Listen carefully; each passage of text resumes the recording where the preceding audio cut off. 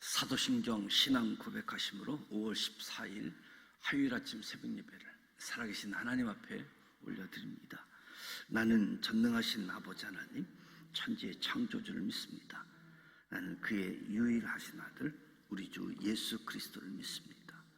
그는 성령으로 잉태되어 동정녀 마리아에게서 나시고 본디오 빌라도에게 고난을 받아 십자가에 못 박혀 죽으시고 장사된 지 사흘 만에 죽은 자 가운데서 다시 살아나셨으며 하늘에 오르시어 전능하신 아버지 하나님 우편에 앉아 계시다가 거기로부터 살아있는 자와 죽은 자를 심판하러 오십니다.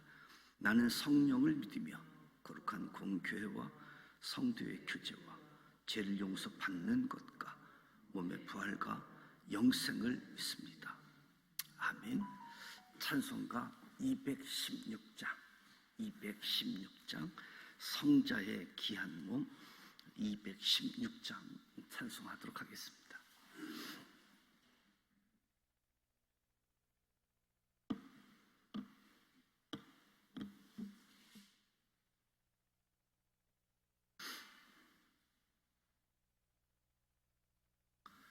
성자의 귀한 몸 날 위하여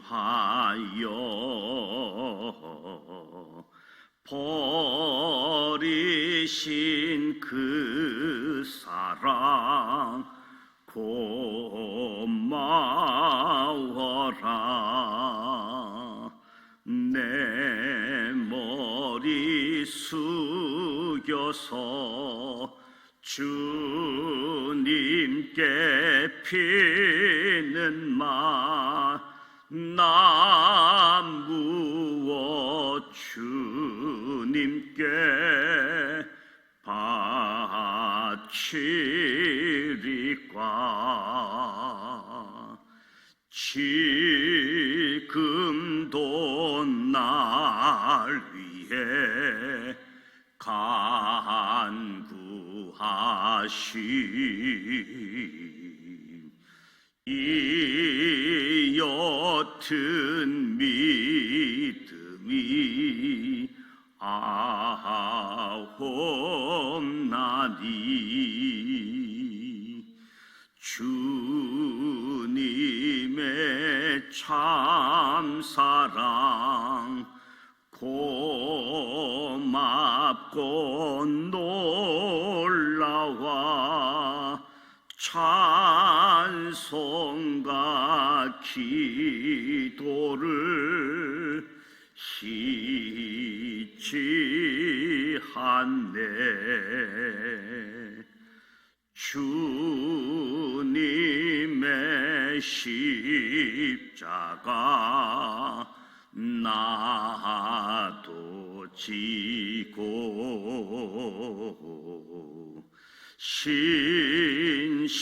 신실한 믿음과 마음으로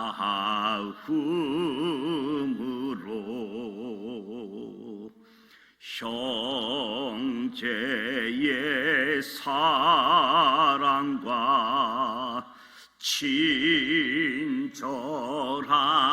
위로를 네게 나 베풀게 하옵소서.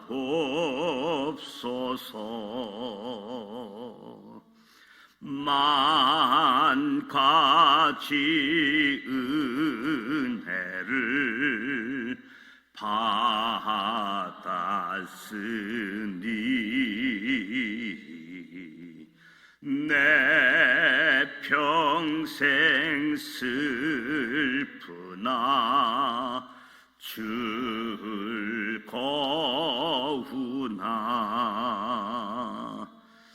이 몸은 온전히 주님께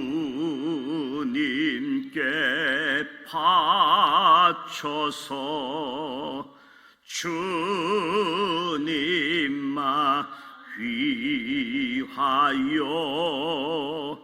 늘 살겠네.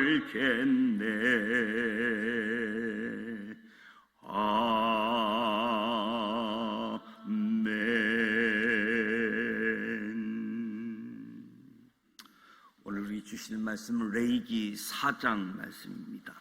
레위기 4장 149면, 구약성서 149면 레위기 4장 1절로부터 35절까지 함께 읽도록 하겠습니다. 레위기 4장 말씀입니다.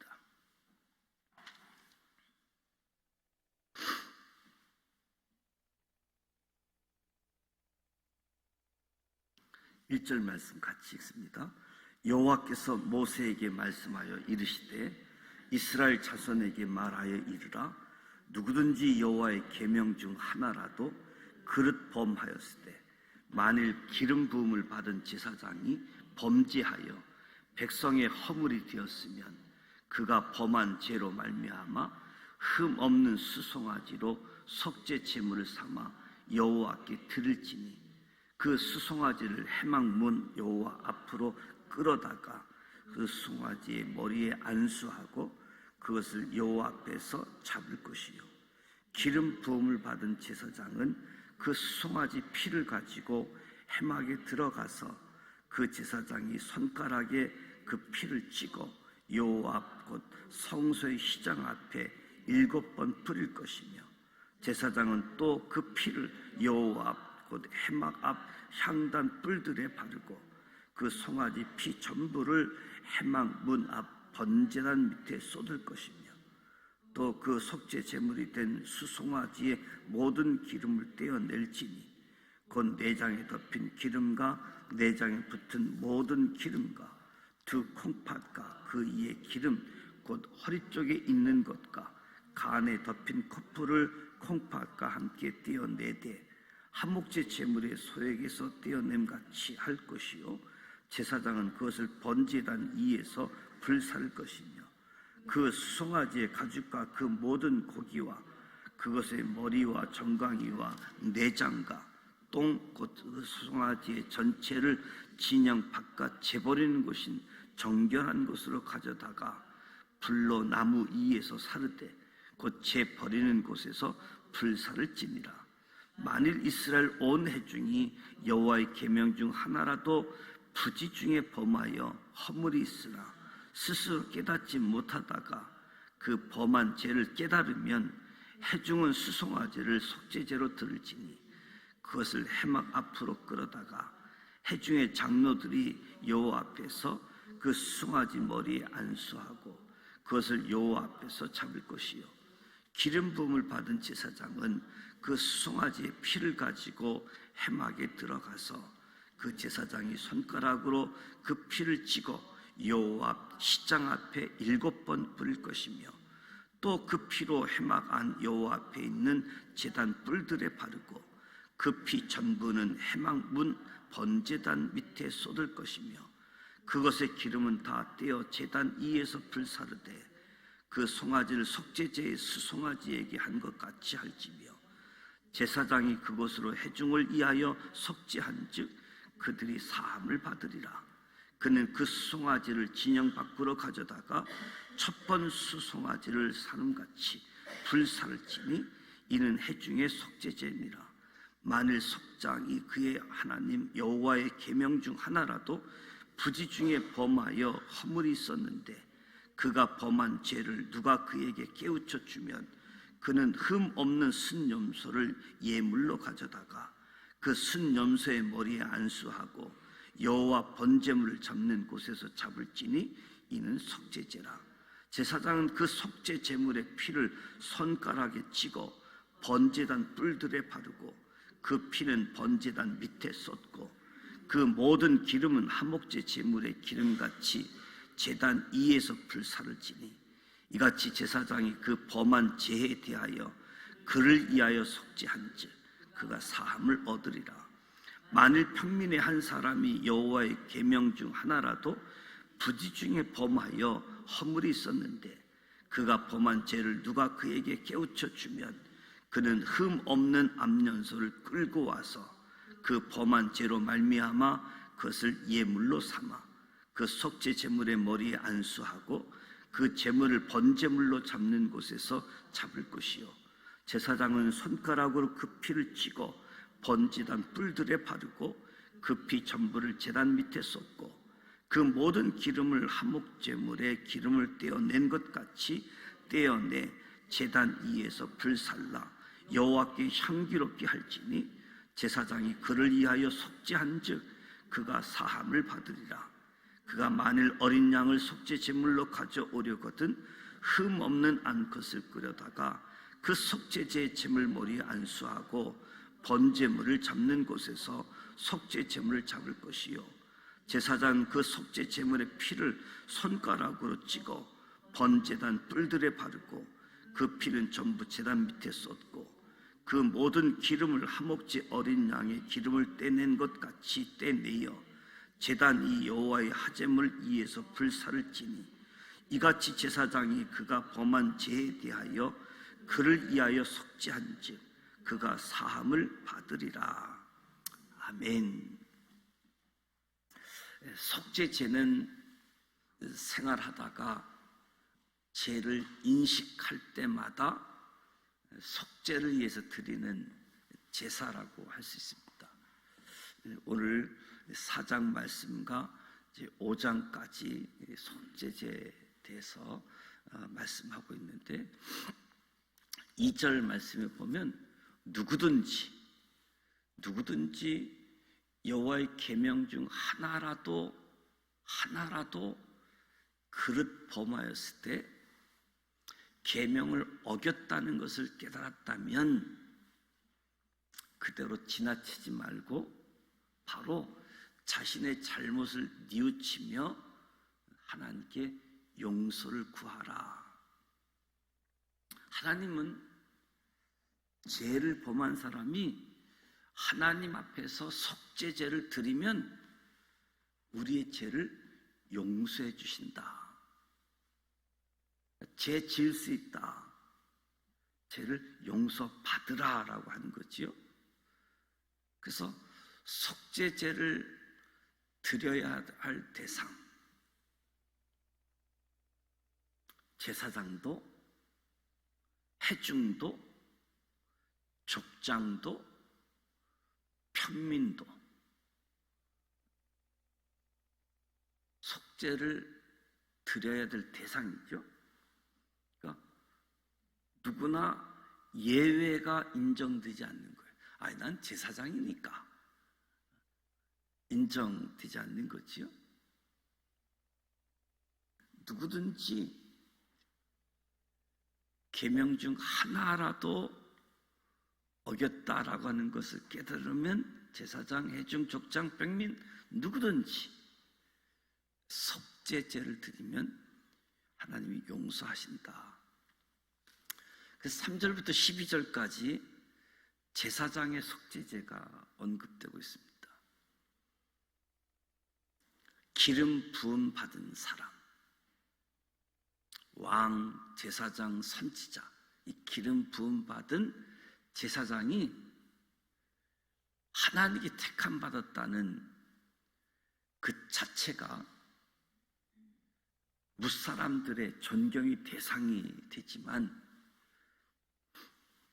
제사장도 왕도 선지자도 실수할 수 있게 되어지는데 자신의 실수를 자신의 잘못을 어떻게 대처하느냐가 중요한 건데 이 제사장의 범죄는 이스라엘 전체에 악영향을 끼치게 되어지는데 그래서 우리 제사장 중에 엘리 제사장 생각하면 엘리 제사장이 하나님을 멸시하는 행위로 인해서 이스라엘이 블레셋과 전투에서 패배할 뿐만 아니라 전쟁에 이기기 위해서 하나님의 법궤도 가지고 갔다가 법궤도 빼앗기는 치욕을 당하잖아요. 그리고 죄를 깨달았다고 한다면 지체하지 말고 하나님 앞에서 용서를 구해야 되는데, 그러니까 제사장도 외회가 없다. 그러면 수송아지를 어떻게 제물로 드려야 하는지 4절에 이야기하는데, 제사장은 해망문 여호와 앞에 수송아지와 함께 서 있습니다. 해망문 앞에서 죄를 범한 제사장만 있는 것이 아니라 해망문 앞에는 이스라엘 백성들도 있잖아요.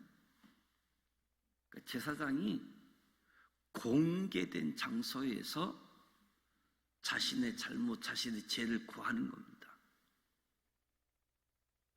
어쩌면 제사장을 죄 지었으니까 공개 망신 주기 위한 모습이 아니라 하나님은 제사장을 바로 세우시기 위한 하나님의 사랑으로 이스라엘 백성들이 다 보는 그 해망문 앞에서 제사장이 속죄제를 드릴 수 있도록, 그리고 제사장은 속죄 제물인 수송아지의 머리에 안수를 합니다. 이 제물의 안수는 내 죄를 이 제물 되어지는 수송아지에게 전가시키는 행위이지요. 이 제물 흠 없는 제물이어야 되는데, 왜냐하면 흠 있는 거면 이 또 제물의 흠이 나에게도 전가될 수 있으니까 흠 없는 제물을 준비하고 안수를 통해서 내 죄가 제물로 전가되어질 수 있도록. 안수를 마치면 제사장은 수송아지의 목을 쳐서 죽입니다. 수송아지는 목에서 피를 흘리며 죽어가게 되어지는 거지요. 제사장이 죽이는 대상은 형식적으로는 수송아지를 쳐 죽이는 것이지만 실제로는 자기 자신, 죄 지은 자신을 죽이는 거지요. 그리고 죽이는 것으로 끝이 나는 것이 아니라 제사장은 수송아지가 흘린 피를 받아서 해막에 들어가서 피를 여호와 시장 앞에서 7번 뿌리고 해막한 여호와 앞에 있는 제단 뿔에 바르고 피 전부를 해막문 앞 번제단 밑에 쏟았습니다. 그리고 제사장은 수송아지의 모든 기름을 떼어 번제단 위에서 불살랐습니다. 남은 가죽과 고기의 머리와 정강이 내장과 똥은 진영 바깥 재버리는 곳 정결한 곳을 가져가서 태워야 했습니다.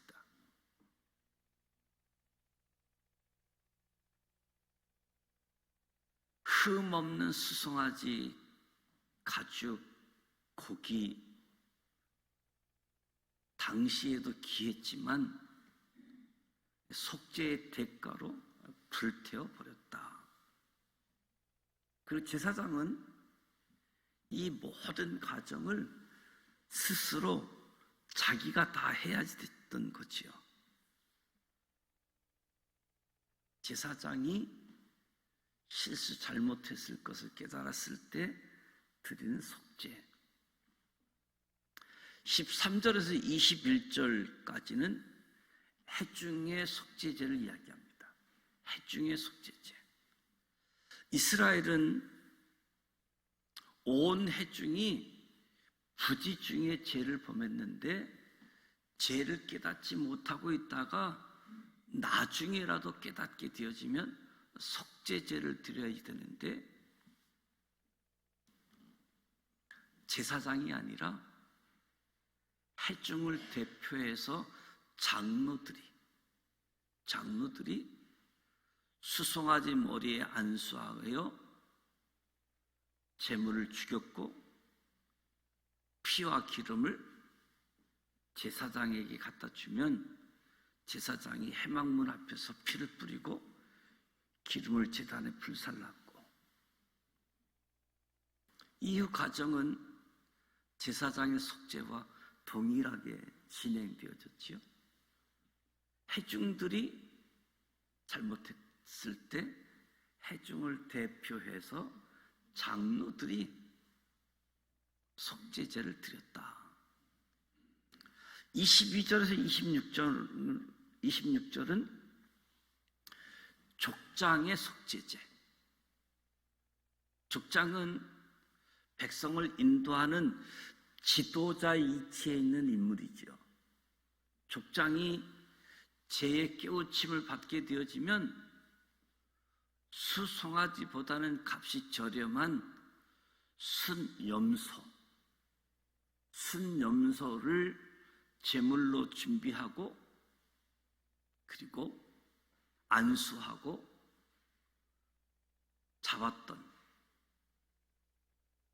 그래서 앞에서 번제, 하목제 드리는 동물의 값어치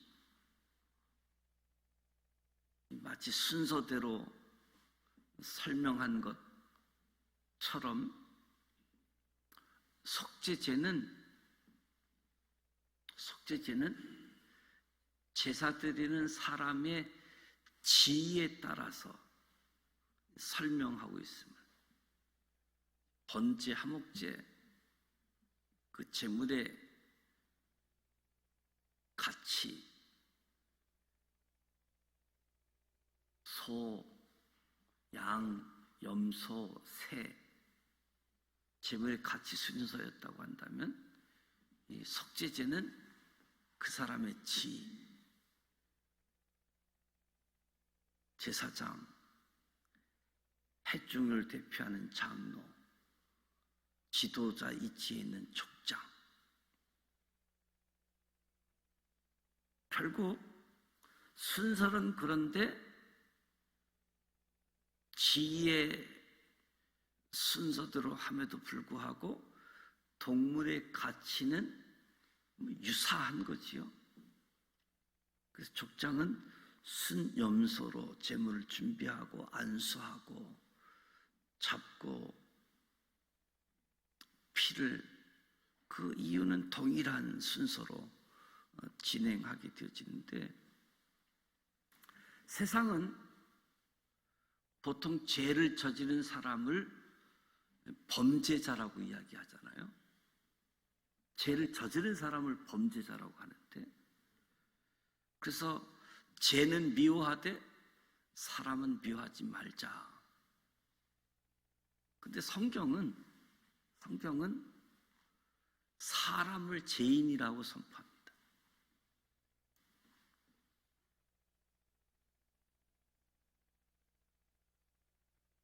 제사장이 피를 취해서 손가락으로 번제단 뿔에 찍어 바르고 나머지 피는 번제단 밑에 쏟고 모든 기름은 하목제 짐을 기름같이 제단 위에서 불사르고,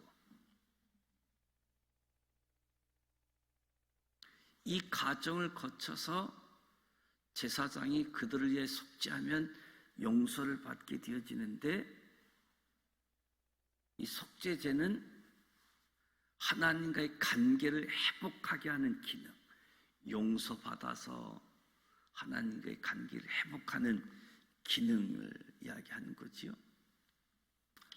27절에서 35절은 평민의 속죄제에서 이야기합니다. 평민. 만일 평민의 한 사람이 여호와의 계명 중에 하나라도 부지 중에 범하여 허물이 있었는데 깨우쳐 주면 흠 없는 암염소를 끌고 와서 27절부터 35절, 평민이 드리는 속죄제는 흠 없는 암염소, 그러니까 족장이 드리는 속죄제와 차이가 없지요. 인종에 상관없이 그 땅에 속한 사람은 누구나 제사장 나라이자 거룩한 백성으로서 하나님께 나올 수 있는 특권이 주어졌다. 특별한 사람만이 아니라 평민도 하나님 앞에 나올 수 있는 특권. 그래서 속죄제는 특별히 정화와 깊은 관련이 있는데, 피 뿌리는 의식은 이스라엘 부정을 깨끗이 씻어내는 효력이 있는 것으로 설명하고 있지요. 제가 단지 사람을 더럽히는 것이 아니라 하나님의 성소까지 오염시키고 그 오염을 정결케 하는 합당한 수단이 동물의 피임을 보여주는 겁니다. 인간이 죄를 짓고 속죄하지 않고 죄를 제거하지 않을 때 하나님은 진노하실 뿐만 아니라 그 오염된 성소에 계실 수 없기 때문에, 하나님이 계셔서 그곳에서 이스라엘 백성들과 만나야지 되는데 그 성소가 더럽힘을 받아 하나님이 그곳에 계실 수 없기 때문에,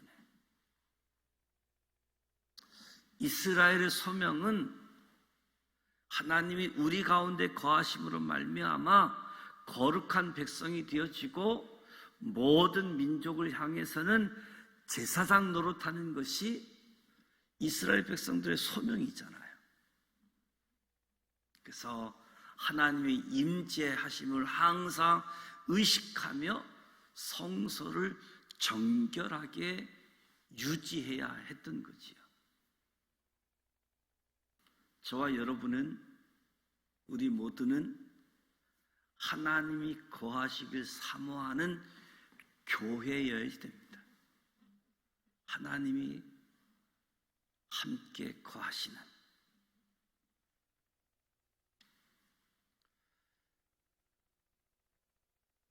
어린 양을 가져왔을 때의 속죄제,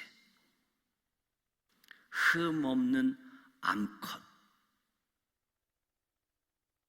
그래서 속죄제의 규정을 세밀하게 가르치는 것은 이스라엘 백성들이 평민, 족장, 해중, 제사장, 바른 예배자로 세우도록 인도하시는 거지요. 오늘 저와 여러분이 신앙생활하면서 이 속죄제, 번제, 소제, 하목제, 속죄제, 또 하나의 제 속건제, 5가지 제사가 예수 그리스도 오심으로 우리가 지금 제사 드리지 않는 무용지물이 되었는데, 바로 예수의 죽음이 우리의 죄를 완전히 정결케 하셨기 때문에 속죄제를 드릴 필요가 없는 거죠.